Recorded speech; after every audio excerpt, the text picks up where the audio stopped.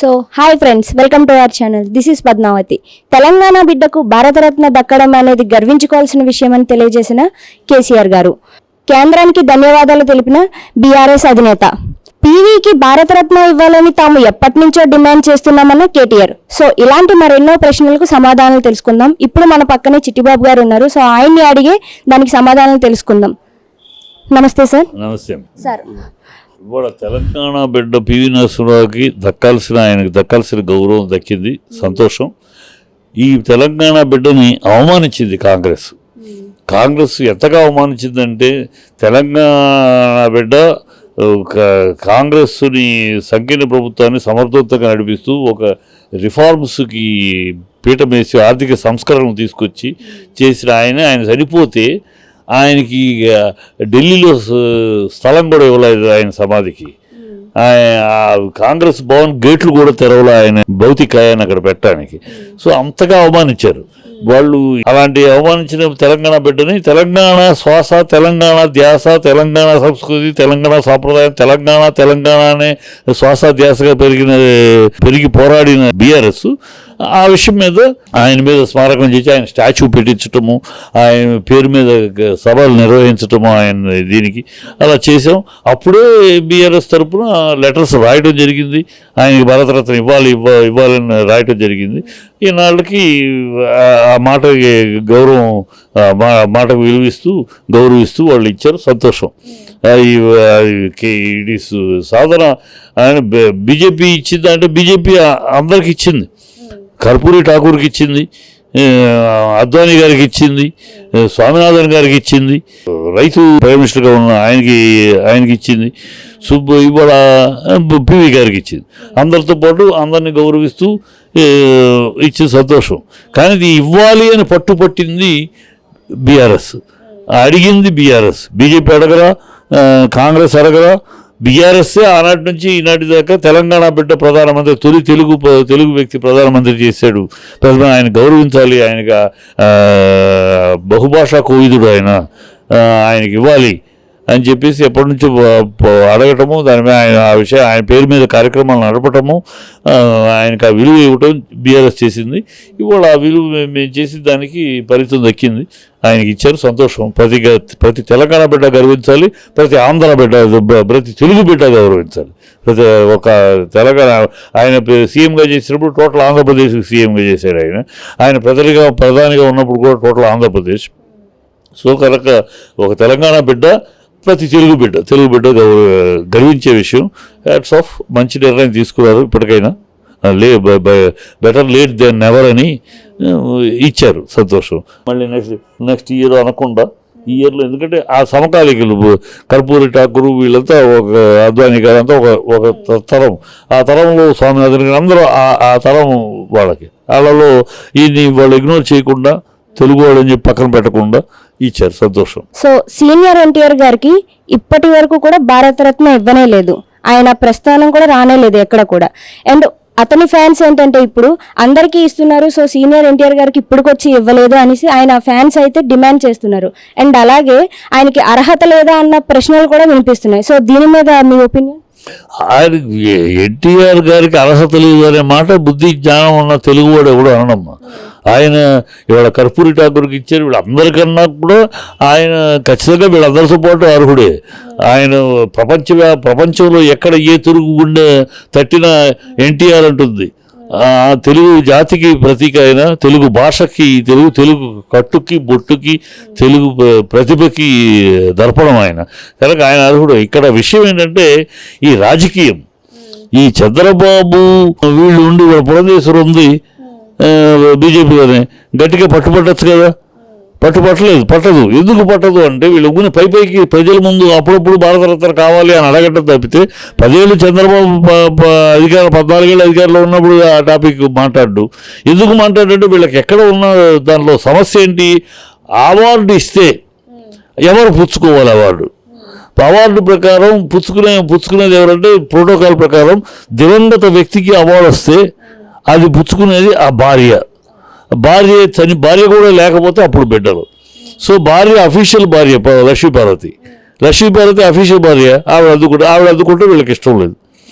ఆవిడ అందుకుంటే వీళ్ళకి ఇష్టం లేదు. వీళ్ళకి ఆయన బతికుండగా ఆయన అవమానపరిచారు, బతికుండగా ఆయన హింస పెట్టారు, బతికుండగా ఆయన కంటలు తడిపెట్టించారు, బతికుండగా ఆయన గుండెను గాయపరిచారు, కానీ వెనుపోటు పొడిచారు.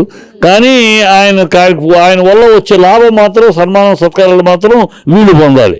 దౌర్భాగ్యం. దానికి ఆ అమ్మాయి అందుకోవాలి కనుక మేము అందుకుంటామంటే ప్రోటోకాల్ ఒప్పుకోదు. ఆ అమ్మాయి ఎదురు తిరుగుతాడు, భార్య నేను బతుకుంటాను ఖచ్చితంగా ఇవ్వాలి. సో ఆ సిచ్యువేషన్ రాకూడదు. అందుకని రాకపోయినా పర్వాలేదు, వీళ్ళ దరిద్రపు చేష్టల కోసమని ఆయనకి పెద్ద ఆయనకి రాకపోయినా పర్వాలేదు, వీళ్ళు పట్టించుకోరు, అడగరు, చెయ్యరు. సో కుటుంబ సమస్యల కోసం అయితే ఆయనకి ఇవ్వాల్సిన సత్కారం జరగకుండా ఆపడం అనేది కరెక్ట్ కాదు కదా సార్? కరెక్ట్ కాదు. అది ఆ బుద్ధి జ్ఞానం చంద్రబాబుకు ఉండాలి, పురంధేశ్వరికి ఉండాలి బుద్ధి జ్ఞానం. మన విషయాలు మహనీయుడు ఆయన లేకపోతే మనం ఎవరూ లేం కదా. ఆయన పార్టీ పెడితే మనం పార్టీ పెట్టబట్టి కదా నేను వెనుపోటు పుట్టి లాక్కోగలిగాను పార్టీ. ఆయన పార్టీ పెట్టకపోతే నేను కాంగ్రెస్లో ఉండి చచ్చేవాడిని కదా అని ఉండాలి. పురంధేశ్వరి ఆయన కడుపును పుట్టబట్టి కదా నేను కాంగ్రెస్లో వెళ్ళి మంత్రి, ఆయన వద్దన్న కాంగ్రెస్లోకి వెళ్ళి మంత్రి చేసిన, ఇవాళ ఆయన పేరు చెప్పుకుని బతుకుతున్నా ఆయన వల్లే కదా. కనుక మన పంతాలు పట్టింపులు కాదు, ఆయనకి జరగాల్సిన గౌరవం జరగాలనే బుద్ధి జ్ఞానం వాళ్ళకు ఉండాలి. అది లేదు వాళ్ళకి.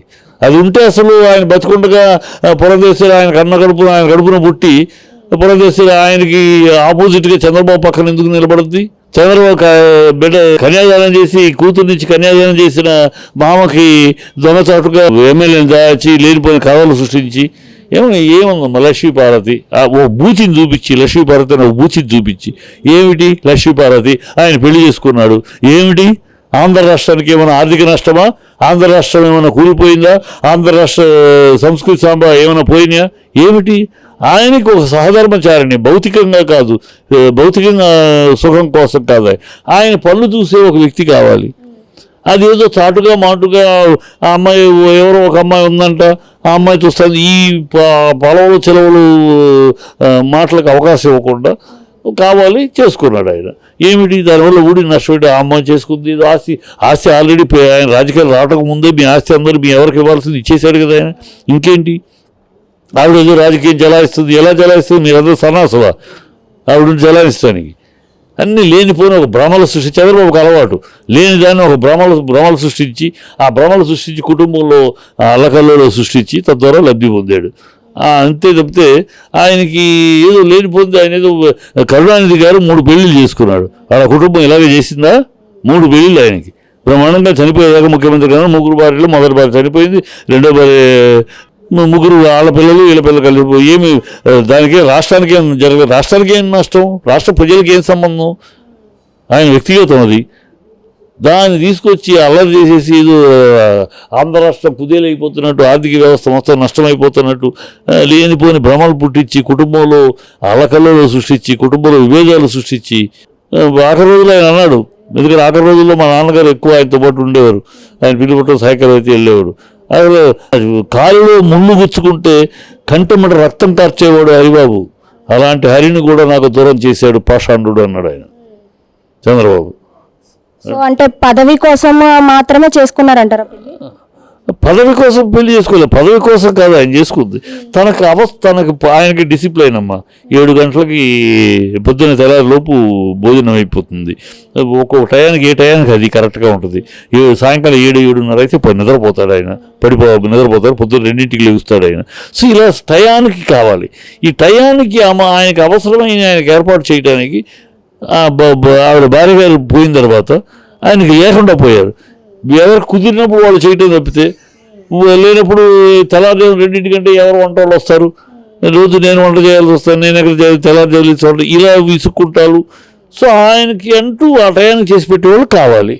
లక్ష్మీపార్వతి వచ్చింది, అప్పుడప్పుడు అడప చేస్తూ ఉంది. ఈ అడప ఎందుకు పర్మనెంట్గా నువ్వు నాకు చేసి పెట్టచ్చు. ఓన్లీ సహధర్మచారిని కాదు, సహచరి కావాలని సహచరిగా నిలబడింది.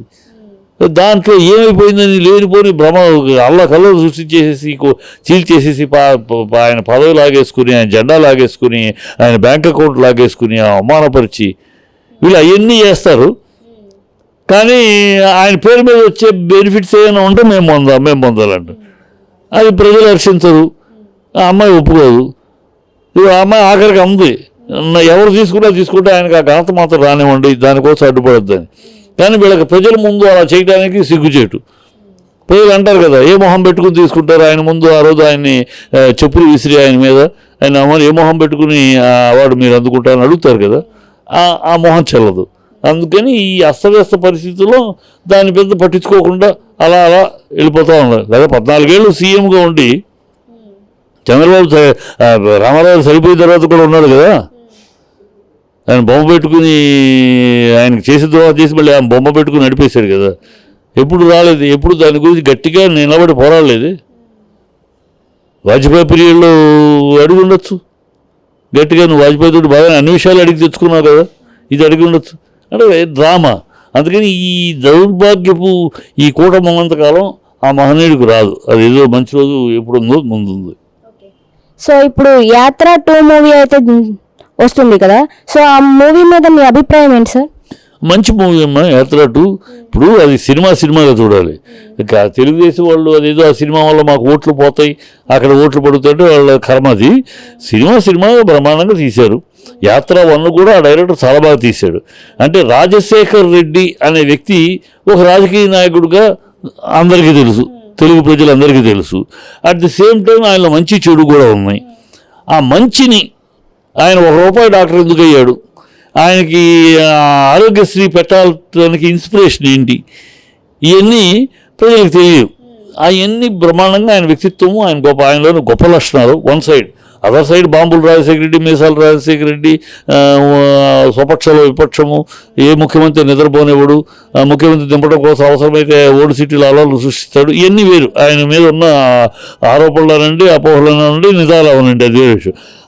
ఆ సైడ్ టచ్ చేయకుండా ఆయనలో ఉన్న మంచి కోణం తీశారు, బ్రహ్మాండంగా ఆదరించారు ప్రజలు. ఇప్పుడు దీంట్లో కూడా అదే ఆ కొడుకు ప్రయాణం ఛాలెంజ్ చేసి తండ్రిని మాట నిలబెట్టాలి, తండ్రి కళ్ళన్నింటినీ నిజం చేయాలి. దానికోసం ఎన్ని కష్టాలైనా భరించాలి, ఎన్నైనా భరించాడు. ఆ భరించే నిజమే చూసాం.